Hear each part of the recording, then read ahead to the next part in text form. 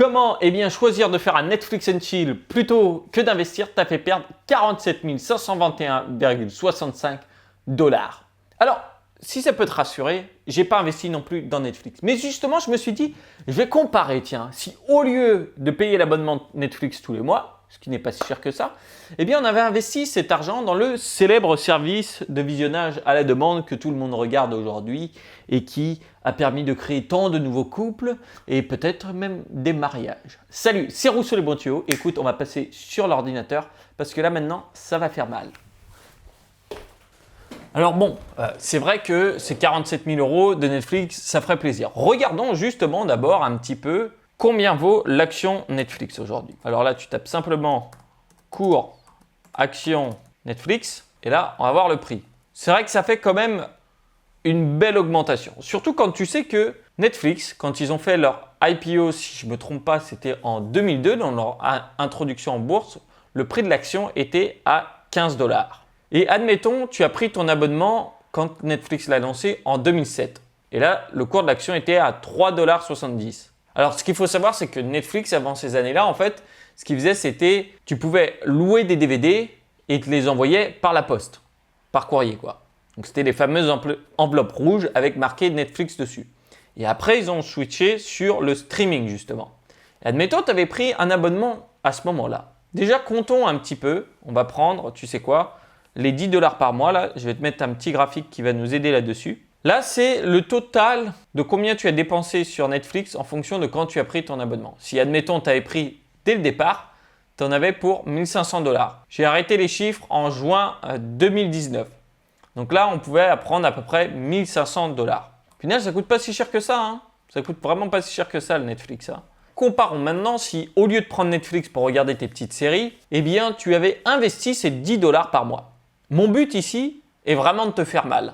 Je te le dis tout de suite, on va le voir directement. Donc, si dès 2007, tu avais pris 10 $ d'action Netflix à chaque fois à la fin, aujourd'hui, tu aurais 45 719 $. Alors, est-ce qu'il faut beaucoup d'argent pour investir? Je ne suis pas si sûr. Il faut savoir où mettre son argent. Et là, tu peux regarder par toi-même, tu auras les liens juste en dessous. Hein, même si tu avais pris en 2012, tu aurais 7 000 $. Si tu avais pris 2015, tu aurais 900 $. Alors bien sûr, l'action n'a cessé de monter. Comme quoi, je le dis à chaque fois, le plus important dans les investissements, c'est de commencer tôt. Et je peux comprendre que la plupart du temps, on se dit non, ça ne sert à rien parce que si je commence maintenant, je vois bien que sur 2 ans, je vais gagner juste ça. Mais tu vois qu'au final, sur 10 ans, les gains, c'est hallucinant. C'est hallucinant. Et c'est vraiment là-dessus qu'il faut regarder et se focaliser. C'est sur le long terme dans les investissements. Et ça, c'est le plus dur, franchement. C'est ce qui m'a empêché, moi, au début, de me lancer dans les investissements. Parce que je me disais, non, vas-y, la flemme, je ne vais pas gagner grand-chose sur 1 an ou 2 ans. Mais parce que j'arrivais pas à voir plus loin qu'1 an ou 2 ans. Mais au final, les années passent tellement vite que quand tu as commencé à investir, après, ça va de plus en plus vite. Surtout si tu continues d'investir de plus en plus. Et là, encore, dis-toi que je suis gentil. Parce que je n'ai pas compté si tu avais investi les 1 500 $ dès le début. Si tu avais fait ça, là c'était autre chose, tu vois. Alors 1 500 $, c'est quoi? C'est même pas 2 iPhones. C'est même pas 2 iPhones. Et après, on va me dire qu'on n'a pas assez d'argent pour investir. Parce qu'en fait, les personnes vont au début allouer leur argent sur d'autres choses. Et je l'ai fait au début, donc je comprends bien. Moi, j'ai décidé de te faire un petit peu plus mal. Admettons, tu avais décidé d'investir les 1 000 $ quand c'était à 3,71. Hop, donc on va faire ça, divisé par 3,71, ce qui nous donne le nombre d'actions. Et là, le nombre d'actions, je multiplie ça par le cours d'aujourd'hui. Admettons, c'est 350 € à peu près. Voilà, ça nous fait du 95 000 $. En ayant juste mis 1 000 $ au début. Aïe, mais par contre, il fallait les laisser. Et ça, beaucoup de personnes auraient revendu dès que ça commençait à baisser ou qu'il y avait des petits changements, tu vois. Il y avait quelque chose et ils auraient tout revendu. Parce que la nature humaine fait que on a du mal à se projeter dans le futur.